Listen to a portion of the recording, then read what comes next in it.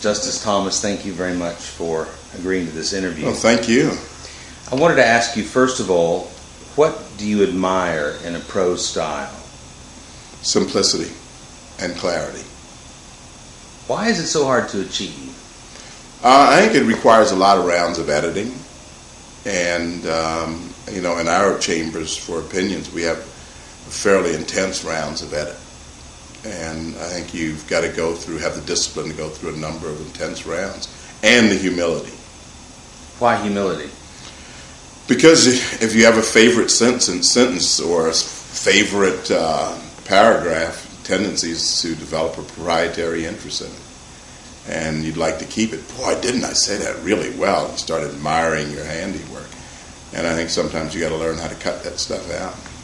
Are you familiar with the phrase "murder your darlings"? The things you're really fond of in your prose? Well, I'm not familiar with that phrase, but I know the concept that if you really like it, then you X that one out first and move on, because sometimes you keep those just because they're there. In the last term, your opinions were markedly shorter than anybody else's on the court. Is that something you work to do in these revisions to cut unnecessary passages? I didn't know they were shorter because I've written some long ones too, particularly early on. And a lot of that was, as you come on, you think things through. And so you have to cover a lot of ground. I think they're somewhat shorter now because I've already covered that ground. But a part of it also is that I tell my clerks here that, look, the genius is having a $10 idea in a 5-cent sentence, not having a 5-cent idea in a $10 sentence. So we've got to work to sort of flip it, because the model that we have used, the effort that we try to make here, is to be able to explain it to a parent who's not a member of the court, or to be able to explain it to the person at the gas station, or let's say that person ran across an opinion. Could they read that opinion? Not read it in the way a lawyer or a judge would read it, but understand it. And I'd love one day for someone at a gas station who's not a lawyer to come up to me and say to me that, I read your opinion and I don't agree with you. Wouldn't that be wonderful? And it's not a lawyer. I read your opinion. I understood it. I don't agree with you, but thanks for making it accessible. And so we talk of it in terms of accessibility. Why is it so important to you that non-lawyers should be able to understand judicial opinions? Because I don't think that the Constitution is a legal document. I think it's a document for the country. It transcends the legal. And sometimes we can reduce it to legal arguments.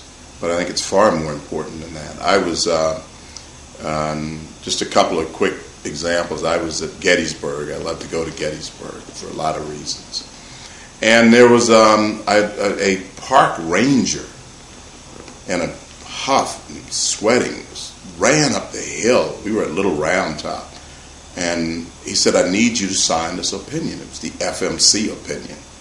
And I said, why are you reading this? And he said, that's what this is all about. Here's a guy who wasn't a lawyer. He was clearly a Civil War history buff, and he bothered to read it, and it was accessible to him. Similarly, I was in Florida. I was in Jacksonville, just going through the airport, and a deputy sheriff. He looked like a deputy sheriff. He had a little midriff going, and mid-40s probably. He lived out in rural Georgia, northern Georgia. He said that he read all my opinions. And I said, wow, that's amazing. Here's a guy who looked like he clearly didn't go to college, who said that I've read all your opinions. Well, that's accessibility. What if I had written it in a way that made it inaccessible to him? Talk about levels of generalities and negative pregnance and all these sorts of things. And I'm sure there's some opinions he can't fathom, but I think something like a Fourth Amendment or First Amendment opinion, I think, should be accessible to him. Do you think a lot of lawyers are writing in this specialist jargon, and actually believe that their writing is much clearer than it actually is, that it's not accessible, but they actually sort of are deluded into thinking it is accessible. Oh, I think that we do it up here too. I think that sometimes you can begin to put trappings and you can begin to dress up opinions and legal jargon or something that we think is erudite, and I think it makes it inaccessible. And so when you start trying to get some of that clutter away, I think it sort of opens it up. It's plain. If you look at some of the briefs that are written by people like Bob Bork or our current Chief Justice, they're music to your ears. I mean, you read something that's hard to get through because there's all this legalese and jargon in it and it's not well organized or edited. And then you read something by someone who does this job. You know, when I used to write briefs, I always assumed that the judge had other things to read than what I wrote. And so I read it understanding that mine was not the most important thing he would read that day. Now, if you assume that, how would you write it? Would you use all 50 pages? Would you reduce the font so you can hide the fact that you didn't edit it? Would you keep repeating an argument that you've made 5 times? String cite something that's obvious? You see what I'm saying? It's just that as though it should be obvious to you that people are really busy. And I want to make sure you see this one. So I think that if, for example, if you have a clear argument and it's 20 pages rather than the full 50, that's an easy brief to read. That's one, boy, I'm going to pick this one out because that's only 20 pages. As opposed to, look, boy, this person has crammed every square centimeter or millimeter he could find on this page. That's when you said, my goodness. My favorite writing teacher, John Trimble, says that he thinks it's virtually universal that readers are impatient to get the goods and they're going to resent having to work any harder than necessary to get them. I take it you agree with that. Oh, absolutely. I think this is not a novel. It's not a mystery novel. You know, people can't think that like I'm Agatha Christie or something like that. I mean, you just say what you got to say. Get it up front. You know, I listen to poor lawyers during oral arguments sometimes, and they don't quite get it. You know, someone asked them a question, and rather they don't answer the question and then explain. I think you sort of front load the answer, then you give the explanation. I think a brief should be the same way. What do you think, and then explain. What's going through your mind when a question is asked at oral argument, and then you start getting words and words and words, but you don't know yes or no? You mean from my colleagues or from the? It's a question from the bench, but I'm not saying from you. No, I meant words and words and words. Oh, like getting a question. Words and words and words in response to a yes or no question. Oh, you know what? I feel my sympathies are with the poor advocates. Let me just tell you, I am very sympathetic with the advocates. I think we ask too many questions. And I think that we have a chance to have back and forth about these things, and I think they have 30 minutes. So, but to answer your question, I think you plead with them. You know, I'm rooting for them to just say, yes, may I explain? I'm just pleading not to lead up to it. Just say yes or say no, but I'd like to qualify that. Or I'd like to explain if you'd bear with me. Now, in our court, I think it's unnecessarily hard to get an explanation in, but I think that the oral arguments would be better if people could actually say their piece. I think the wonderful thing about oral argument is that people get to come to the final institution in our system and say their piece. That's the beauty of it all, that we don't settle disputes by beating up each other or fighting. You get to say your piece. And I would love to have them leave this building saying, I said my piece. Because for all practical matter, the argument's settled in the briefs. It's a rare case that's left for the oral argument. I mean, it's not the crowning moment in our system. It's an important moment, but the real work is in that brief. So I think that this moment could have that wonderful symbolism to it, that I got to say my piece. And it bothers me if someone has to leave this building thinking, I couldn't get my point over, or I didn't get to say my piece. But that must be happening with some frequency, given the oral arguments that I've watched lately.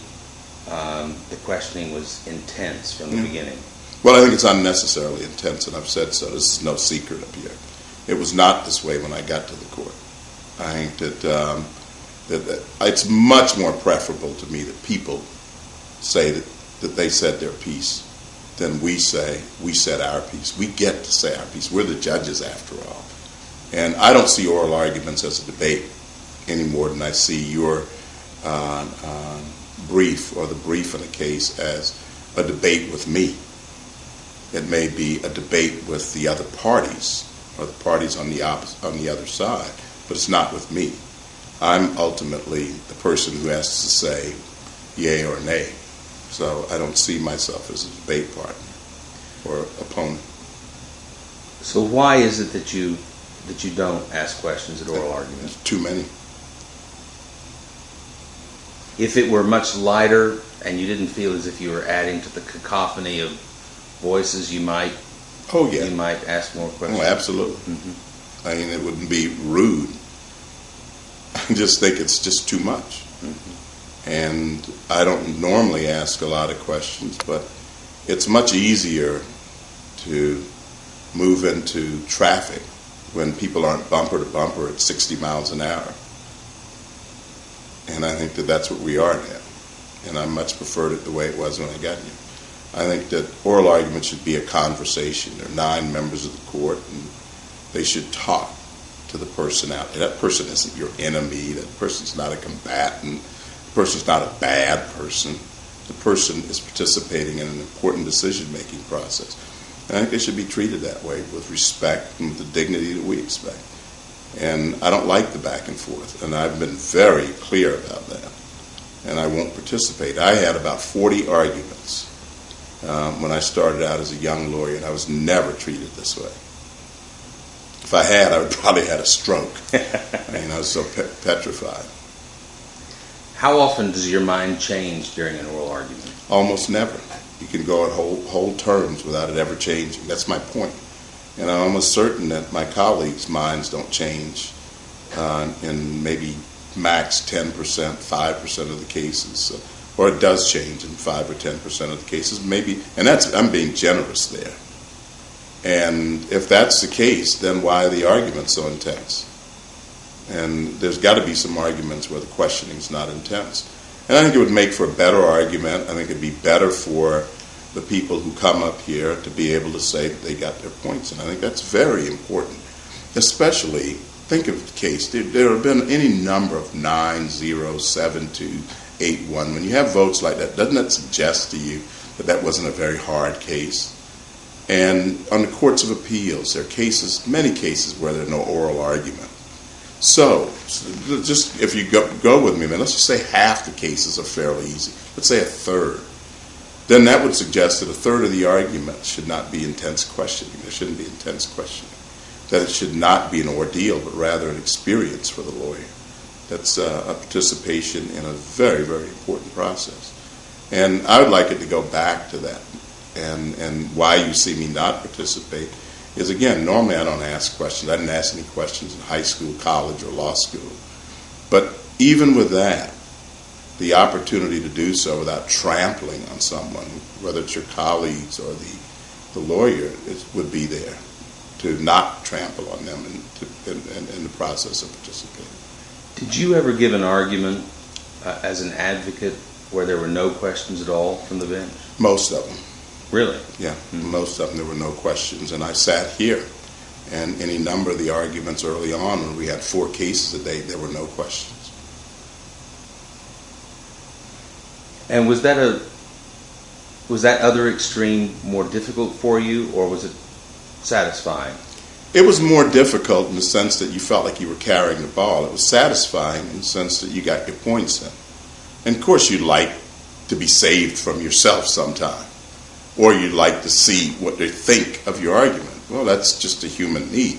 You can do that without beating up on someone, or without badgering them, or asking 1,000 questions or 100 questions. You can do that with asking 2 or 3 questions. And I loved it. That's the way it was when I got here. You know, someone will be merciful and ask somebody a question, but it's usually a softball question. And it's just, you could see what they were doing. If somebody was nervous, they would calm them down with a fairly routine question, because it's not an ordeal. Why should it be an ordeal? Why should you leave here thinking that I was beaten up? Why? It's not that kind of process. I wouldn't do it to anybody.